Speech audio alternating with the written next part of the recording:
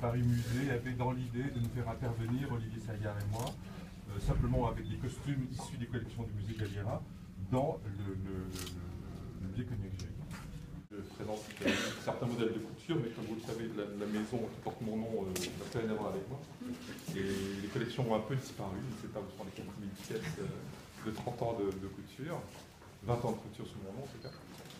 Donc j'en ai profité pour montrer plutôt les costumes d'une production d'Adrienne Lecouvreur que j'avais faite au l'Opéra de Francfort il y a 2 ou 3 ans. Bon, ça c'était Adrienne, et vous verrez dans les salles plus loin pratiquement la totalité des costumes. Et le spectacle va être repris l'année prochaine à Francfort. Donc hier, les gens de l'Opéra étaient très anxieux de la manière dont c'était exposé.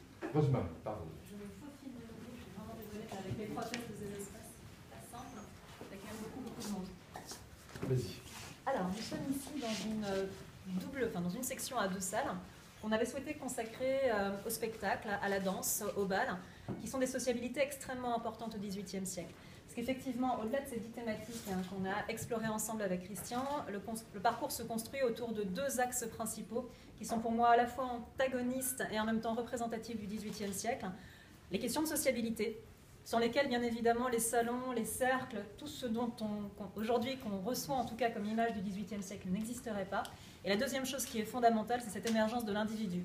On a effectivement une espèce de notion de quête de bonheur, de sentiment qui émerge aussi au XVIIIe siècle, qui est fondamentale et qui se traduit à travers un certain nombre de déclinaisons présentes dans la collection.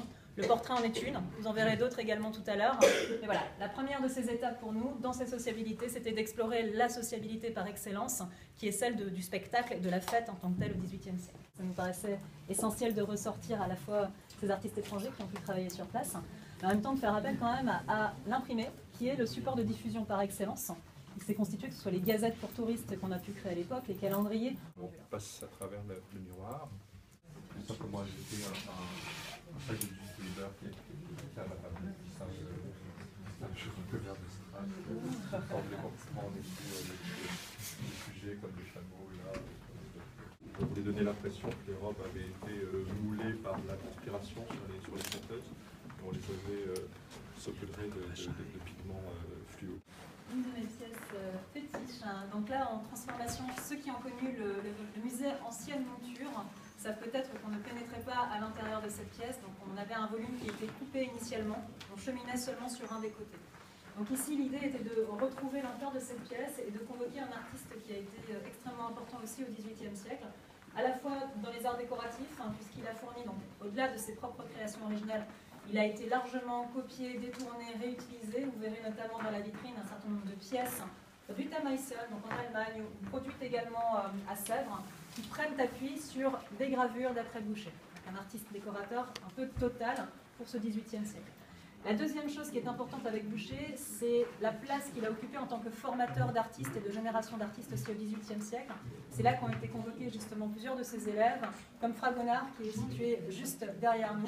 Fragonard qui fait écho au Glen Brown, que Christian, effectivement, sur lequel Christian va pouvoir vous dire 2-3 mots. Oui, je ne sais pas pourquoi, je tenais absolument. Alors, ça a été notre seul petit argument tous les deux, parce que normalement, vous auriez dû avoir la Pompadour là-bas, qui aurait été peut-être la grande patronne de Boucher, et en écho au texte de part et d'autre. Mais je trouvais que les deux candélabres là, et Glen Brown lui-même, quand il est venu l'accrocher lui-même, on a pensé qu'il avait sa place là. Et sinon, vous avez aussi un Chris Knight qui a été, pas une commande, mais qu'il a fait pour notre exposition, avec des robes, 3 costumes des collections du musée Galliera, qui m'intéresse. Alors là aussi, il y avait un tout petit argument avec la conservatrice du musée, qui ne souhaite pas montrer ces pièces parce qu'elles ont été un peu retaillées au 19e, parce que justement, ces dames du 19e aimaient tellement le 18e, quand elles trouvaient dans leur grenier, dans leur famille, des robes du 18e, elles les mettaient, elles les portaient, pas forcément pour des balles masquées, des balles costumées, et elles leur redonnaient la silhouette qui était celle de 1840. On est passé d'une ambiance de salle de 60 mètres carrés à un plateau de 100 mètres carrés. Et c'est vrai qu'après ce parcours, surtout avec beaucoup de monde qui est très tortueux, qui nous permet de passer dans différentes salles, c'est une vraie respiration d'arriver en fin de parcours dans cet espace qu'on a souhaité dédier à la littérature, à l'émergence du roman au XVIIIe siècle.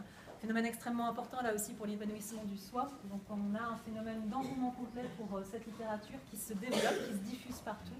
Et donc on a convoqué un certain nombre de thématiques que vous retrouverez dans les différentes œuvres exposées, œuvres de Galliera, œuvres du musée.